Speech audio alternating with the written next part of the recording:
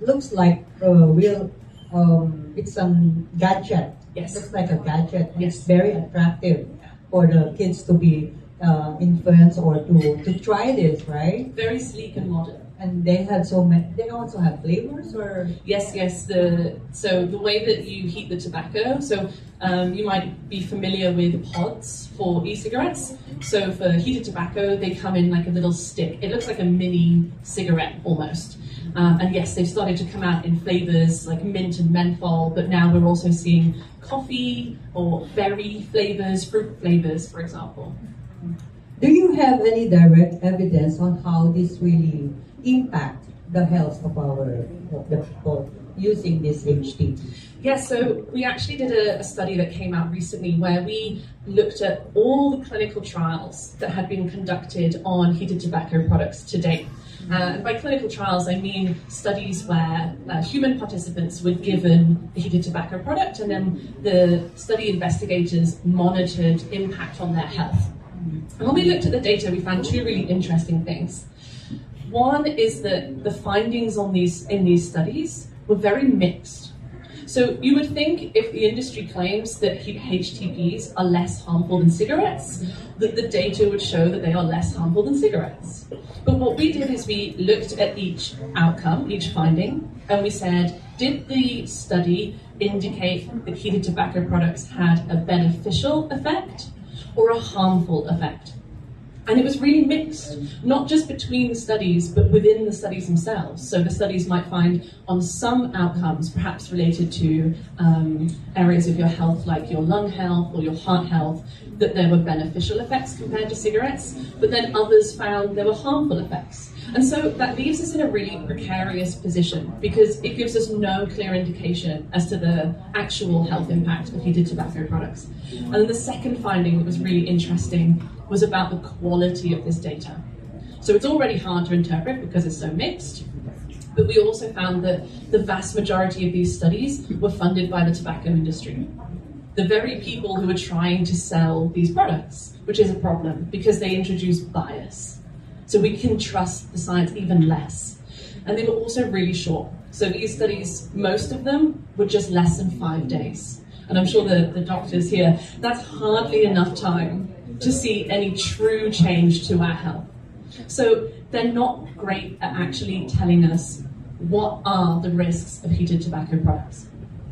So we cannot say that the shift to this e-tobacco is really will do good to those who want to quit smoking, right? Yeah, so when you're thinking about these products, I tell people to think about 4 things. So the first is, do they reduce the risk of disease and death? With heated tobacco products, we're not sure yet. The second is, do they help people who are smoking cigarettes actually quit? And right now, the evidence does not support that heated tobacco products can help people quit. In fact, it's the opposite. Lots of people who are using heated tobacco products continue to smoke. And in fact, there's some evidence to suggest they not only continue to smoke, but they're less likely to be able to quit tobacco, and they increase the amount of tobacco that they're using when they're using heated tobacco plus cigarettes. And then the third thing is youth and children. So it's all very well and good if it might be less harmful to a smoker. But smokers only make up, I think here it's around 30 or 40% of the population, maybe? 22, thank you. But the other, 78%, these products can only do harm. And in children, they can only do harm. And then the last is, what about new harms? It's very easy to be less harmful than a cigarette, which has 7,000 chemicals and kills 2 in 3 users. But what about new harms that come with it? Children are eating the sticks and then getting nicotine toxicity, and the blades inside are hurting, like getting stuck in their organs. They just think, or they thought that they're just taking in or having a good time, like candy or maybe something, a dessert or something. But this is really harmful. It contains nicotine and everything, the chemical that's harmful to our health. Dr. Gonzalez, yes. What are some of the known or emerging health risks linked to the long-term vaping, especially among the youth? Okay. vapes are actually just here for 2 decades. So we have seen rises of uncontrolled asthma because of air particulate exposure. We have seen severe pneumonia because vape aerosol can decrease their humoral and immune responses to bacteria, viruses. And what is disturbing is actually the nicotine addiction. Once nicotine is used in the young, it makes them harder to quit. So it's like planting a tree and you water the plant with nicotine, so it's ingrained in them. And what is most affected? The brain. They use nicotine to cope with mental stress.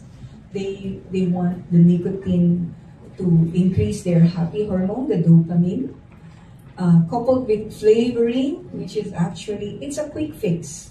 So we're not telling our kids that we should cope with stress with that. And what happens if there is nicotine addiction? Their mood, their learning, and their cognitive function are impaired, and that's permanent.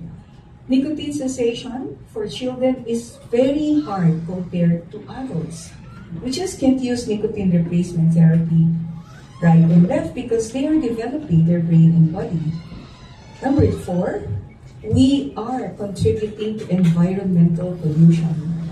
The air particulates given by the vape aerosol is actually much higher than those combustion from the vehicles. We used to say air pollution index 20 is safe. But do you know that the air particulate from vape aerosol in an enclosed room can go as high as 80? That's dangerous. That's enough to cause inflammation of the airways down to the blood vessels. You don't see it yet because diseases takes lots of time. Children won't say that because they get the nicotine fix.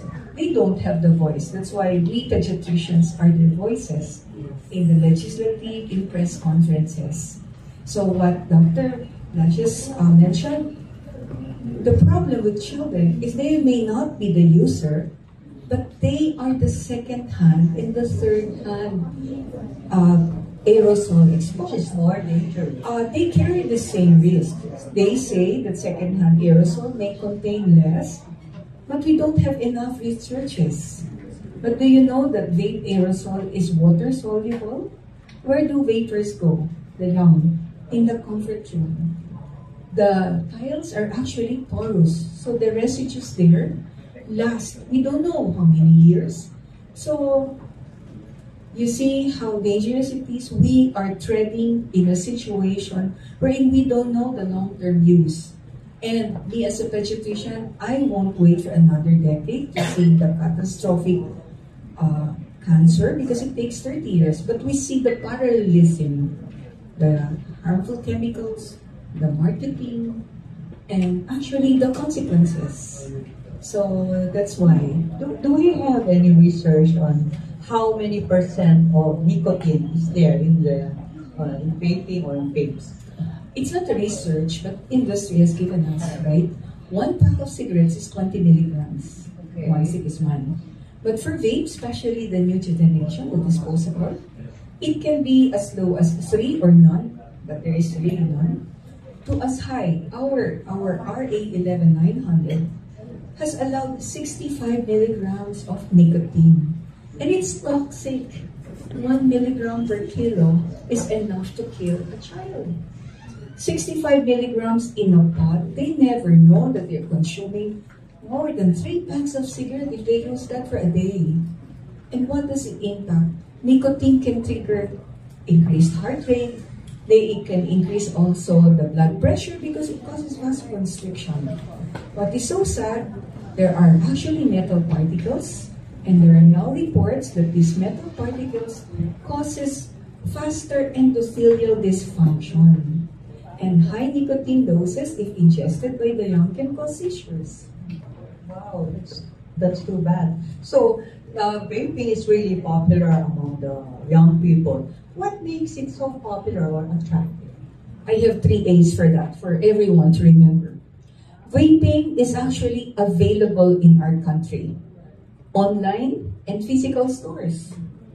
Online, they say they can regulate at 18. But you know how children can just say 18 or make themselves a little older. Physical stores, what is sad is we have 24/7 vape stores around. So what does it suggest? It is a commodity? It is an essential item? Well, in fact, no. Okay. It is attractive. It has colors, it has flavors, it has different designs which are kid-friendly. Nakakita po ba kayo na dati, di ba, air purifier? Ngayon, kids would have lanyards, they have silicone coats, they have cartoons and all. Our law says there should be no descriptors. But by mere seeing those vape products, it's the children. Alam nyo, dun sa amin, sari-sari store, naka-neon light, vape available. Hindi nakikita ng LGU. And this one we should know. So, it is available, it is attractive, and it is affordable. They say it is not.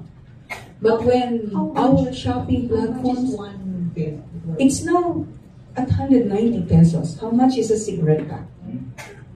And for how long they can use that? Oh, one vape disposable can be as high as 600 puffs. Wow. Yes. And the children doesn't know because they thought it's flavor. Yeah. It's small. We always quantify na para din pagkain, ang dami mong kinain, masama yan. But for vape, it's becoming concise. It's becoming very small. You don't know. And you know what? Very easy to use. Wala nang buttons. They will just inhale that and that's it. They can conceal it. They can put it in their pencil cases. It's available, it's attractive, it's affordable. These three makes it a big hit to children. Is there any evidence that this vaping can really, smokers can really shift to stop smoking? Yeah, because the WHO has stated that vaping is a gateway to smoking. Before, in 2017, it's just twice. Now, there is an Australian study in April 2025.